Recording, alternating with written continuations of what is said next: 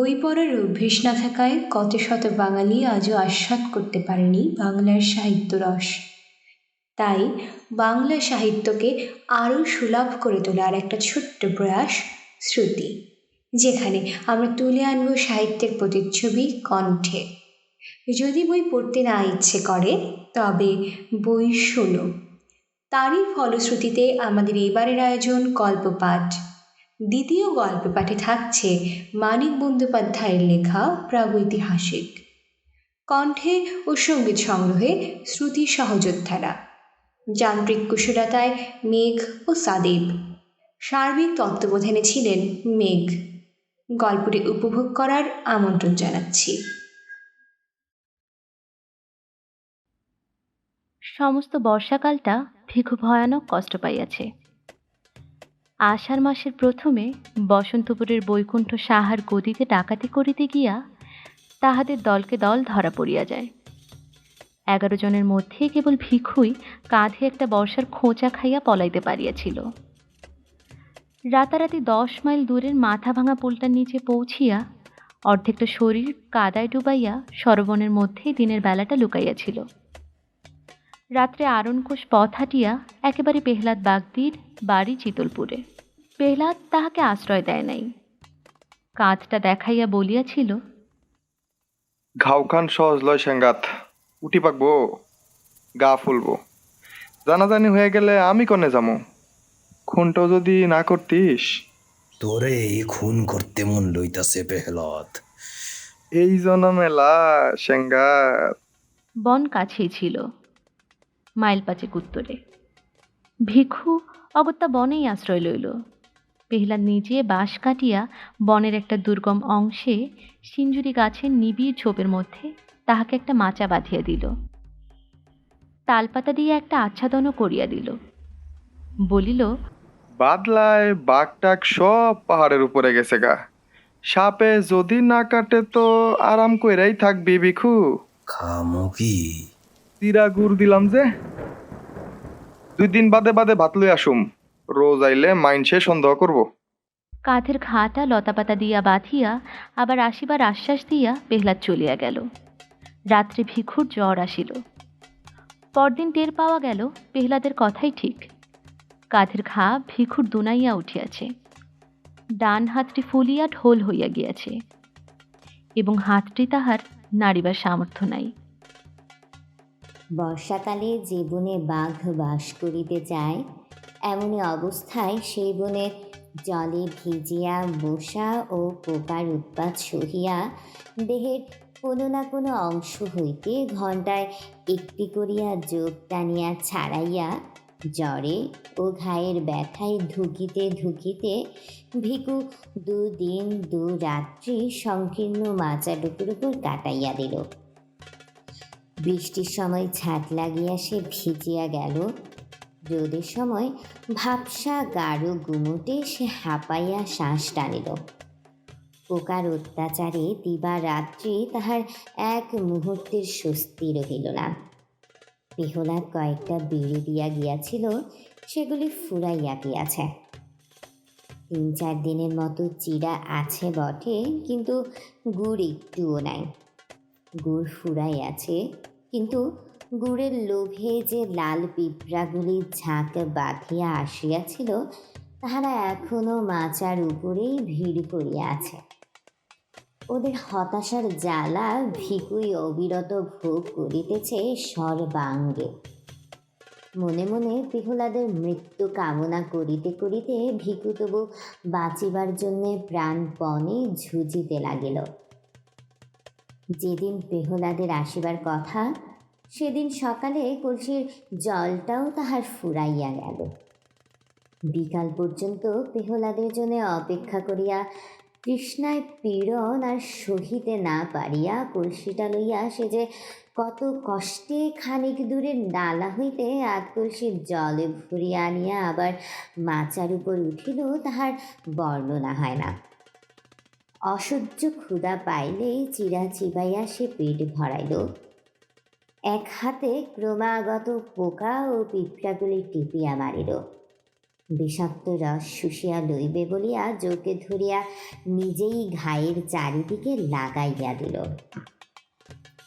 সবুজ রঙের একটা সাপকে একবার মাথার কাছে শিঞ্জুরি গাছের পাতার ফাঁকে উকি দিতে দেখিয়া পুরা 2 ঘণ্টা লাঠি হাতে সেদিকে চাহিয়া বসিয়া রহিল এবং তাহার পর 2-1 ঘণ্টা অন্তরই চারিদিকে ঝোপে ঝপাঝপ লাঠির বাড়ি দিয়া যথাসাধ্য শব্দ করিয়া সাপ দাঁড়াইতে লাগিল। মরিবে না, সে কিছুতেই মরিবে না।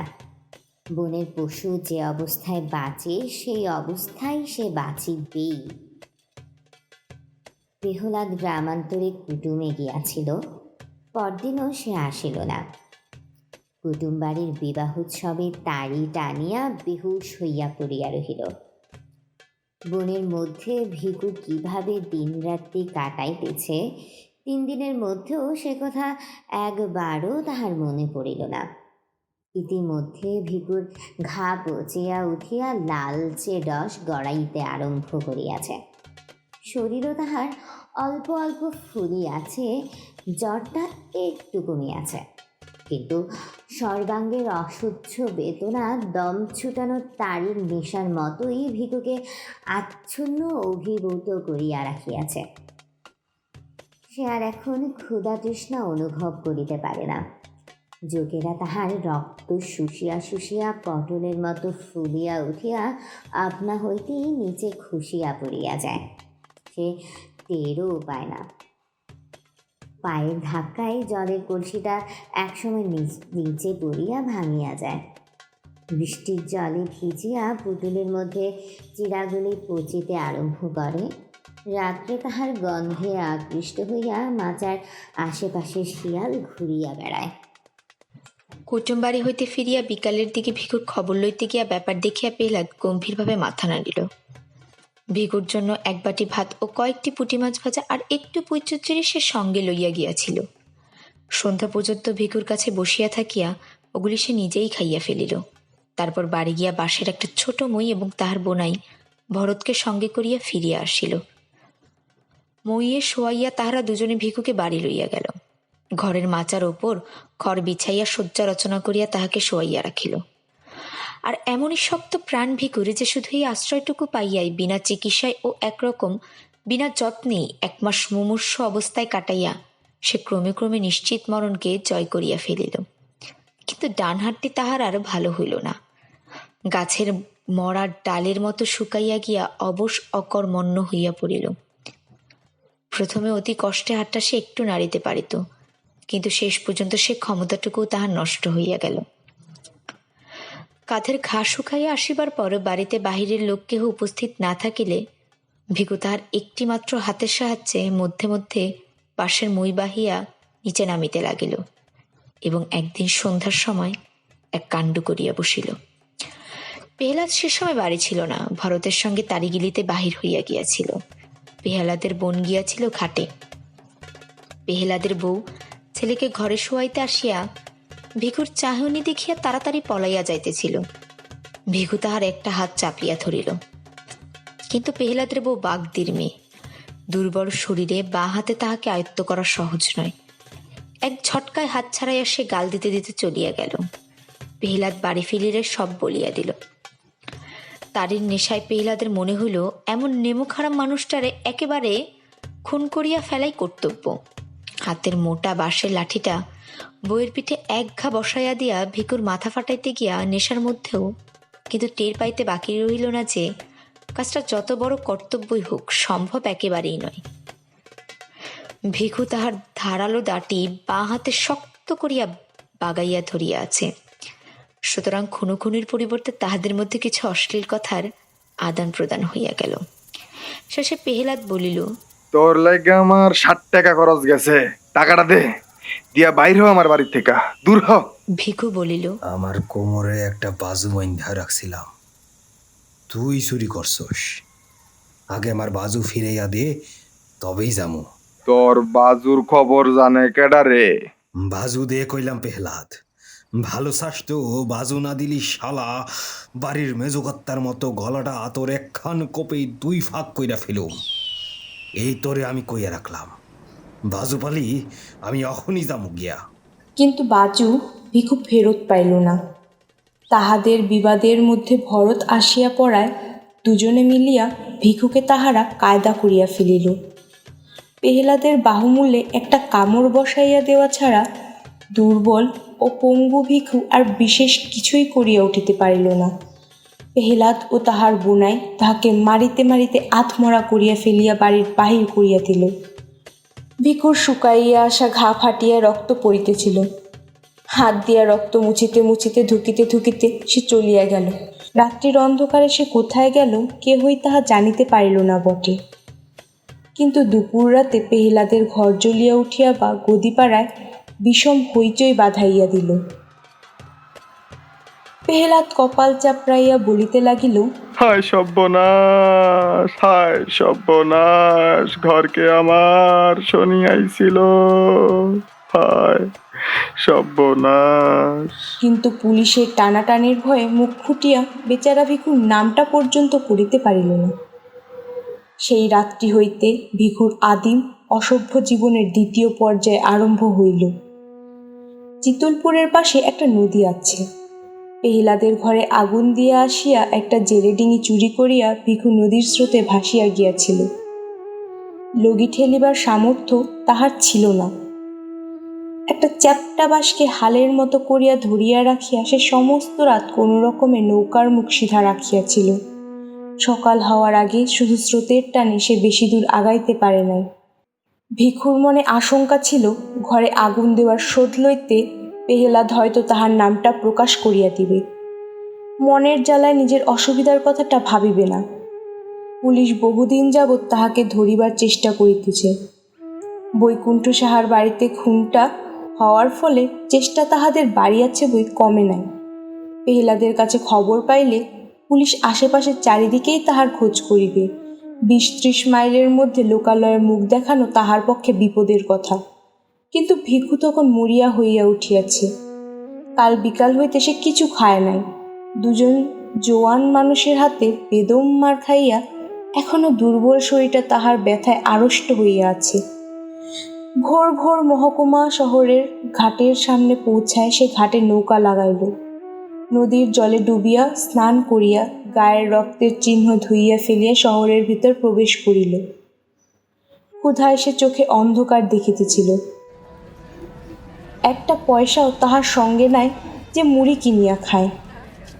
বাজারের রাস্তায় প্রথম যে ভদ্রলোকটির সঙ্গে দেখা হইল তাহার সামনে হাত পাতিয়া সে বলিল, দুটো পয়সা দিবেন কর্তা? তাহার মাথায় জট বাঁধা চাপ চাপ রুক্ষ ধূসর চুল, কোমরে জড়ানো মাটির মতো ময়লা ছেঁড়া ন্যাকড়া আর দড়ির মতো শীর্ণ দুদুল্যমান হাতটি দেখিয়া ভদ্রলোকটির বুঝি দয়াই হইল। কিন্তু তিনি তাহাকে একটি পয়সা দান করিলেন। ভিখু বলিল, একটা দিলেন বাবু, আর একটা দেন। ভদ্রলোক চটিয়া বলিলেন, একটা দিলাম হইল না, যা ভাগ। এক মুহূর্তের জন্য মনে হইল ভিখু বুঝি তাহাকে একটা বিশ্রী গাল দিয়া বসে, কিন্তু সে আত্মসংবরণ করিল। গাল দেওয়ার বদলে আরক্ত চোখে তাহার দিকে একবার কটমট করিয়া তাকাইয়া সামনে মুড়ি মুরগির দোকানে গিয়া পয়সাটা দিয়া মুড়ি কিনিয়া গোগরা শিখে দিতে আরম্ভ করিল। সেই হইল তাহার ভিক্ষা করিবার হাতে খড়ি। কয়েকদিনের ভেতরেই সে পৃথিবীর বহু পুরাতন ব্যবসাটির এই প্রকাশ্যতম বিভাগের আইন কানুন সব শিখিয়া ফেলিল। আবেদনের ভঙ্গি ও ভাষা তাহার জন্ম ভিখারির মতো আয়ত্ত হইয়া গেল। শরীর এখন আর সে একেবারেই সাফ করে না। মাথার চুল তাহার ক্রমেই জট বাঁধিয়া দলা দলা হইয়া যায় এবং তাহাতে অনেকগুলি উকুন পরিবার দিনের পর দিন বংশবৃদ্ধি করিয়া চলে। ভিখু মাঝে মাঝে খ্যাপার মতো দুহাতে মাথা চুলকায়, কিন্তু বাড়তি চুল কাটিয়া ফেলিতে ভরসা পায় না। ভিক্ষা করিয়া সে একটি ছেঁড়া কোট পাইছে। কাঁধের ক্ষত চিহ্নটা ঢাকিয়া রাখিবার জন্য দারুণ গুমোটের সময়েও কোটটা সে গায়ে চাপাইয়া রাখে। শুকনো হাতখানা তাহার ব্যবসার সবচেয়ে জোরালো বিজ্ঞাপন। এই অঙ্গটি ঢাকিয়া রাখিলে তাহার চলে না। কোটের ডান দিকের হাতাটি সে তাই বগলের কাছ হইতে ছিঁড়িয়া বাদ দিয়াছে। একটি টিনের মগ ও একটা লাঠিও সে সংগ্রহ করিয়া লইয়াছে। সকাল হইতে সন্ধ্যা পর্যন্ত বাজারের কাছে রাস্তার ধারে একটা তেঁতুল গাছের নিচে বসিয়া সে ভিক্ষা করে। সকালে 1 পয়সা মুড়ি খাইয়া নেয়, দুপুরে বাজারের খানিক তফাতে একটা পোড়ো বাগানের মধ্যে ঢুকিয়া বটগাছের নিচে ইটের উনুনে মেটে হাঁড়িতে ভাত রান্না করে। মাটির মালসায় কোনোদিন রাতে ছোট মাছ, কোনোদিন তরকারি। পেট ভরিয়া খাইয়া বটগাছটাতেই হেলান দিয়া বসিয়া আরামে বিড়ি টানে। তারপর আবার তেঁতুল গাছটার নিচে গিয়া বসে। সারাটা দিন শ্বাস টানা কাতরানির সঙ্গে সে বলিয়া যায়, এই বাবা, একটা পয়সা আমায় দিলে ভগবান দেবে। এই বাবা, একটা পয়সা। অনেক প্রাচীন বুলির মতো ভিক্ষায়ং নৈব নৈব চ শ্লোকটা আসলে অসত্য। সারাদিনে ভিক্ষুর সামনে দিয়া 1000-1500 লোক যাতায়াত করে এবং গড়ে প্রতি 50 জনের মধ্যে 1 জন তাহাকে পয়সা অথবা আধলা দেয়। আধলার সংখ্যা বেশি হইলেও সারাদিনে ভিক্ষুর 5-6 আনা রোজগার হয়, কিন্তু সাধারণত তাহার উপার্জন 8 আনার কাছাকাছি থাকে। সপ্তাহে এখানে 2 দিন হাট বসে। হাটবারের উপার্জন তাহার একটা পুরো টাকার নিচে নামে না। এখন বর্ষাকাল অতিক্রান্ত হইয়া গিয়াছে। নদীর 2 তীর কাশে সাদা হইয়া উঠিয়াছে। নদীর কাছে বিন্নু মাছির বাড়ির পাশে ভাঙা চালাটা ভিখু মাসিক 8 আনায় ভাড়া করিয়াছে। রাত্রে সে ওখানেই শুইয়া থাকে। ম্যালেরিয়ায় মৃত এক ব্যক্তির জীর্ণ কিন্তু পুরো একটি কাঁথা সংগ্রহ করিয়াছে। লোকের বাড়ি খড়ের গাদা হইতে চুরি করিয়া আনা খড় বিছাইয়া তাহার উপর কাঁথাটি পাতিয়া সে আরাম করিয়া ঘুমায়। মাঝে মাঝে শহরের ভেতরে গৃহস্থ বাড়িতে ভিক্ষা করিতে গিয়া সে কয়েকখানা ছেঁড়া কাপড় পাইয়াছে, তাই পুটলি করিয়া বালিশের মতো ব্যবহার করে। রাত্রে নদীর জলবাতাসে শীত করিতে থাকিলে পুটলি খুলিয়া একটি কাপড় গায়ে জড়াইয়া লয়। সুখে থাকিয়া এবং পেট ভরিয়া খাইয়া কিছুদিনের মধ্যে ভিখুর দেহে পূর্বের স্বাস্থ্য ফিরিয়া আসিল। তাহার ছাতি ফুলিয়া উঠিল। প্রত্যেকটি অঙ্গ সঞ্চালনে হাতের ও পিঠের মাংসপেশি নাচিয়া উঠিতে লাগিল। অবরুদ্ধ শক্তির উত্তেজনায় ক্রমে ক্রমে তাহার মেজাজ উদ্ধত ও অসহিষ্ণু হইয়া পড়িল। অভ্যস্ত বলি আওড়াইয়া কাতরভাবেই সে এখনো ভিক্ষা চায়, কিন্তু ভিক্ষা না পাইলে তাহার ক্রোধের সীমা থাকে না। পথে লোকজন না থাকিলে তাহার প্রতি উদাসীন পথিককে সে অশ্লীল গাল দিয়া বসে।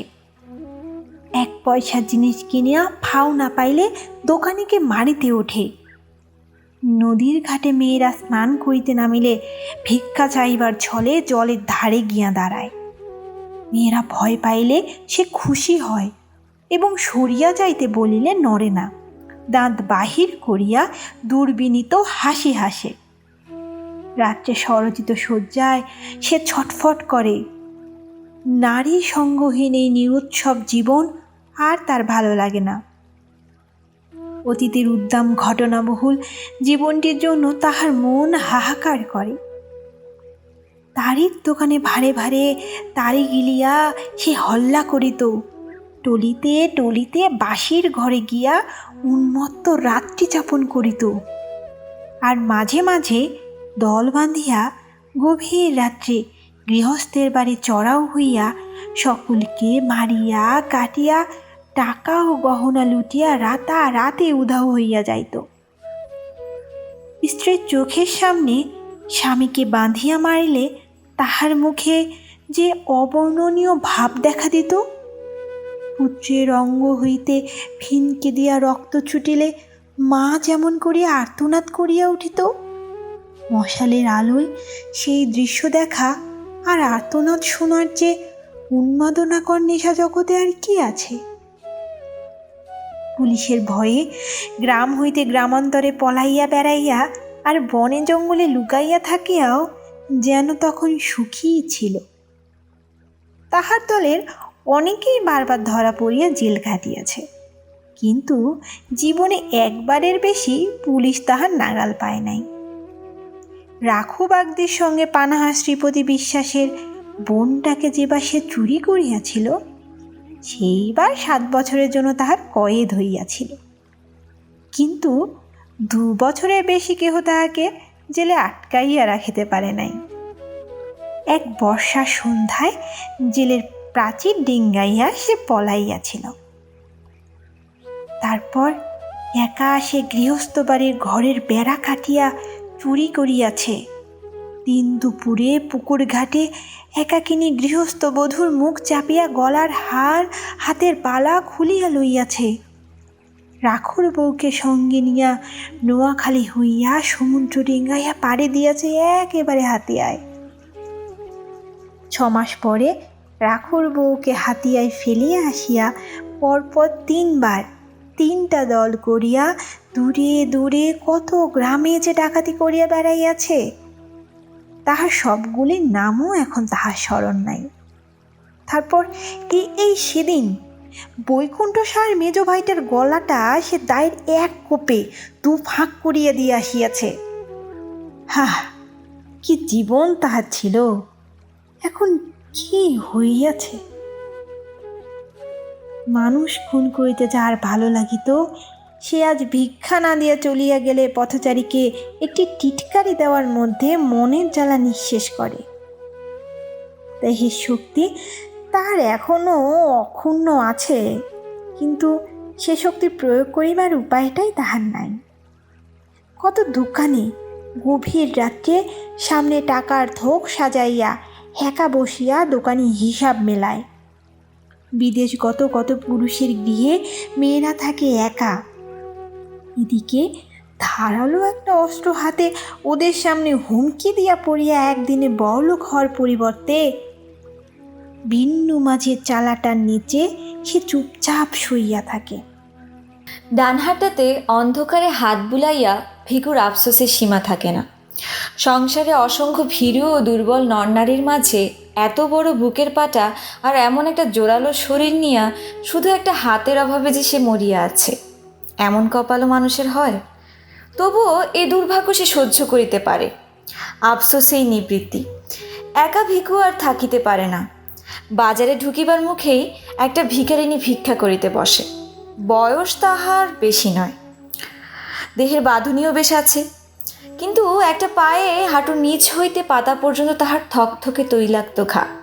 এই ঘায়ের জোরে সে ভিকুর চেয়ে বেশি রোজগার করে। সেজন্য ঘাটিকে সে বিশেষ যত্নে সারিতে দেয় না।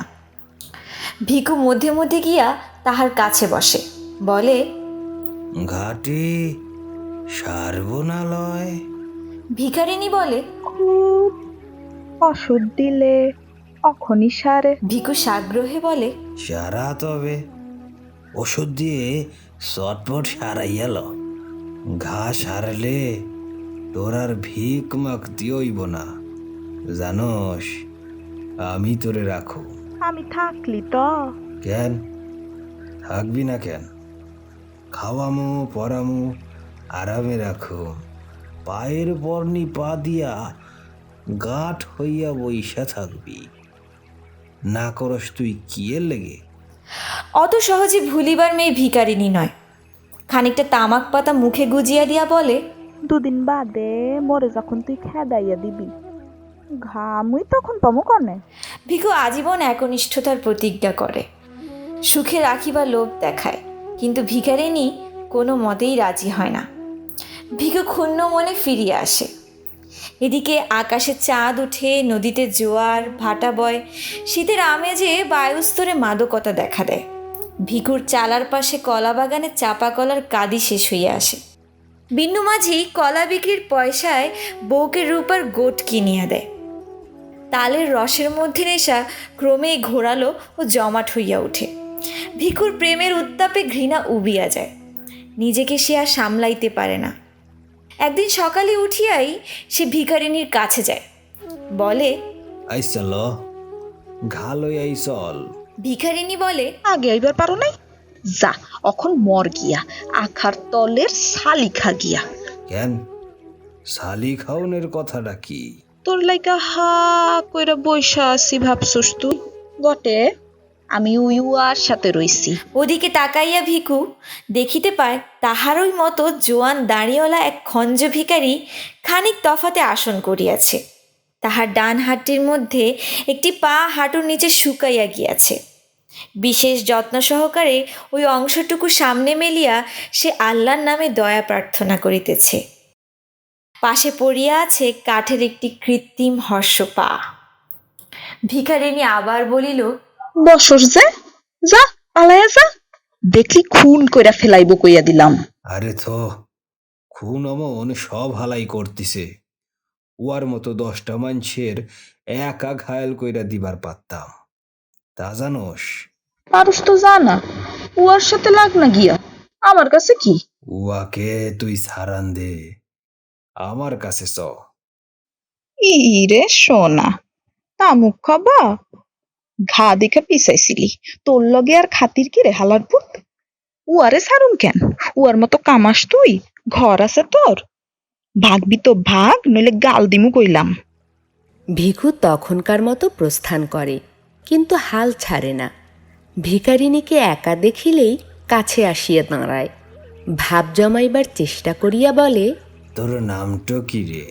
এমনই তাহারা পরিচয়হীন যে এতকাল পরস্পরের নাম জিজ্ঞাসা করিবার প্রয়োজনও তাহারা বোধ করে নাই।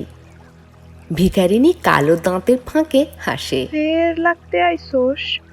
হই, ও বুড়ির কাছে যা। ভিখু তাহার কাছে উবু হইয়া বসে। পয়সার বদলে অনেকে চাল ভিক্ষা দেয় বলিয়া আজকাল সে কাঁধে একটা ঝুলি ঝুলাইয়া বেড়ায়। ঝুলির ভিতর হইতে মর্তমান কলা বাহির করিয়া ভিখারিণীর সামনে রাখিয়া বলে, খা, তোর লাগি চুরি কইরা আনছি। ভিখারিণী তৎক্ষণাৎ খোসা ছাড়াইয়া প্রেমিকের দান আত্মসাৎ করে। খুশি হইয়া বলে, নাম শুনবার চাস? পাঁচি কয় মোরে, পাঁচি। তুই কলা দিছোস, নাম কইলাম, এবারে ভাগ। ভিখু উঠিবার নাম করে না।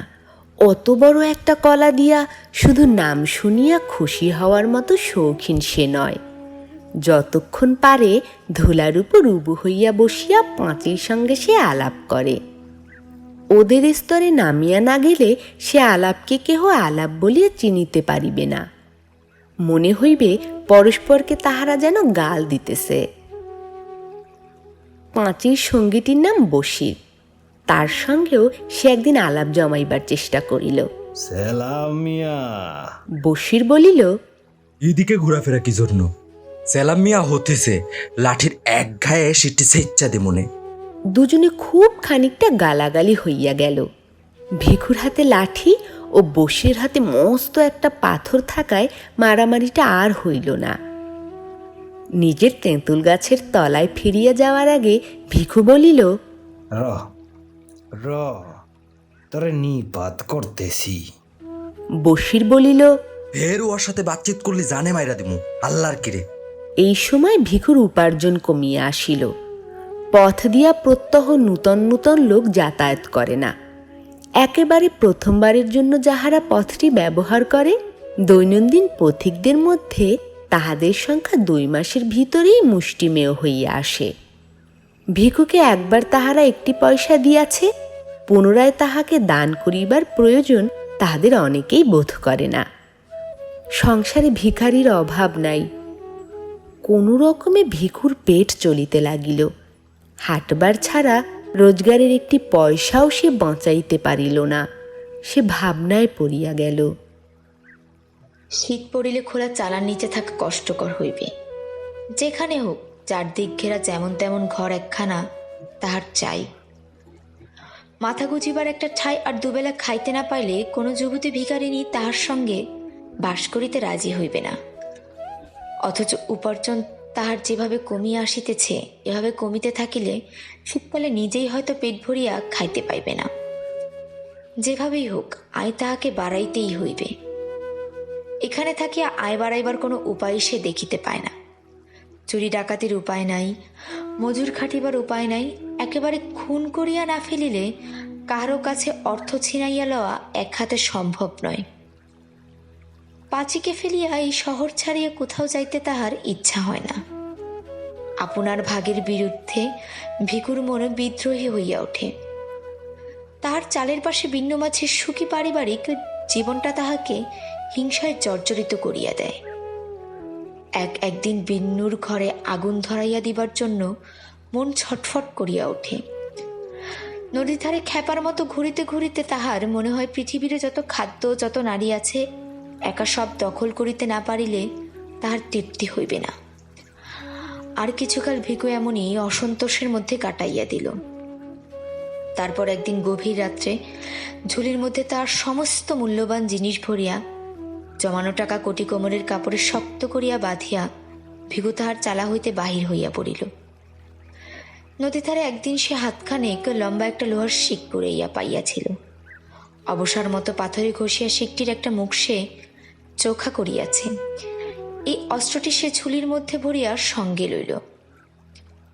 অমাবস্যার অন্ধকারে আকাশ ভরা তারা যখন ঝিকিমুখি করিতেছে, ঈশ্বরের পৃথিবীতে শান্ত স্তব্ধতা, বহুকাল পরে মধ্যরাত্রির জনহীন জগতে মনের মধ্যে ভয়ানক একটা কল্পনা লইয়া বিচরণ করিতে বাহির হইয়া ভিখুর অকথনীয় উল্লাস বোধ হইল। নিজের মনে অস্ফুট স্বরে সে বলিয়া উঠিল, বাটি লইয়া ডানটিরে যদি রেহাই দিতা ভগবান।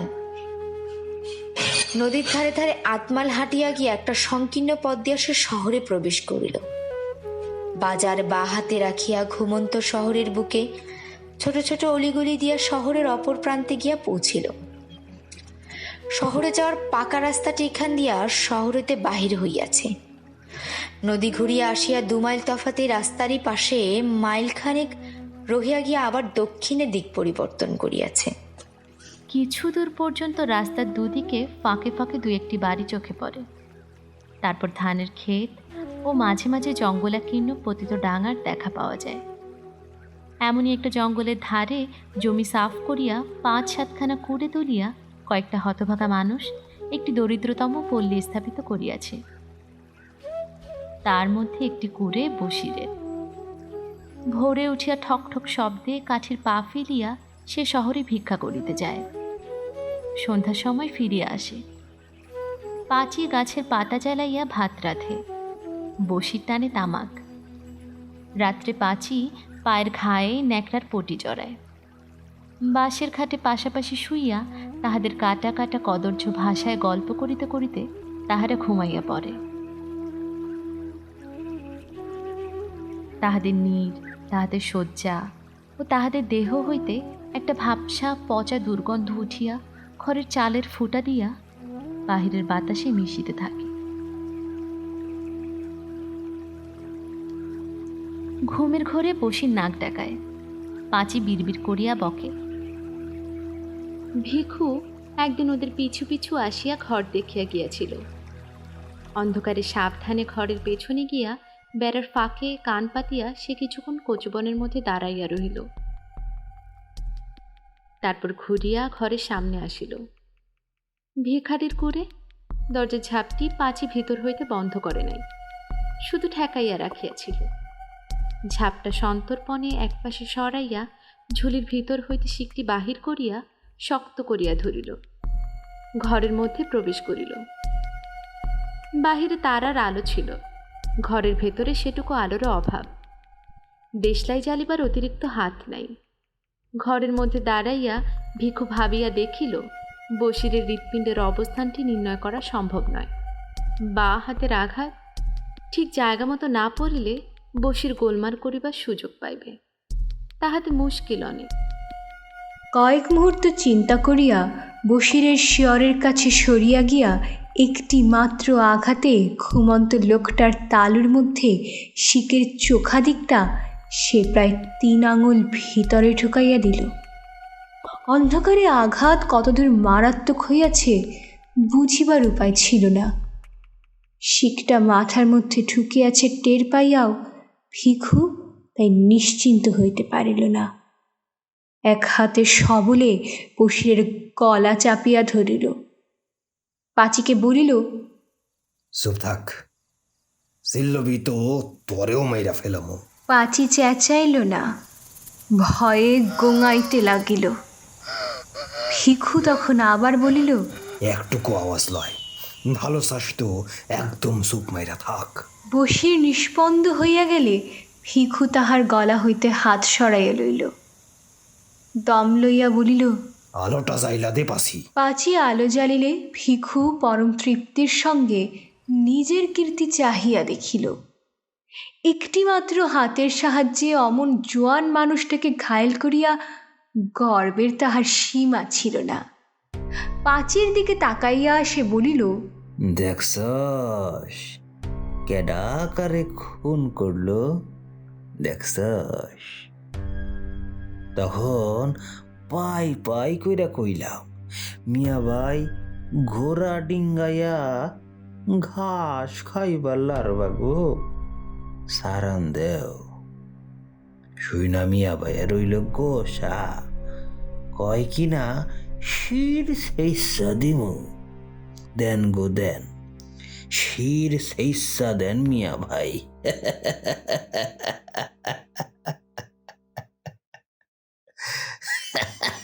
বশিরের মৃতদেহের সামনে ব্যঙ্গ ভরে মাথাটা একবার নত করিয়া ভিখু মাথা দুলাইয়া হা হা করিয়া হাসিতে লাগিল। সহসা ক্রুব্ধ হইয়া বলিল, হেরাইন বোবা কেন গো? আরে কথা ক, হার হাওয়াইতা মাইয়া, তোরে দিব নাকি আবার সাবার কইরা? হ্যাঁ? পাঁচি কাঁপিতে কাঁপিতে বলিল, এবারে কি করবি? দেখ কি করি, পয়সা করি কনে গইনা রাখছে, আগে তাই খ।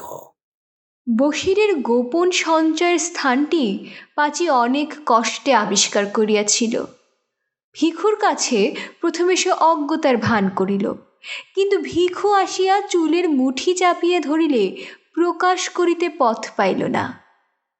বশিরের সমস্ত জীবনের সঞ্চয় কম নয়, টাকায় আধুলিতে 100 টাকার ওপর।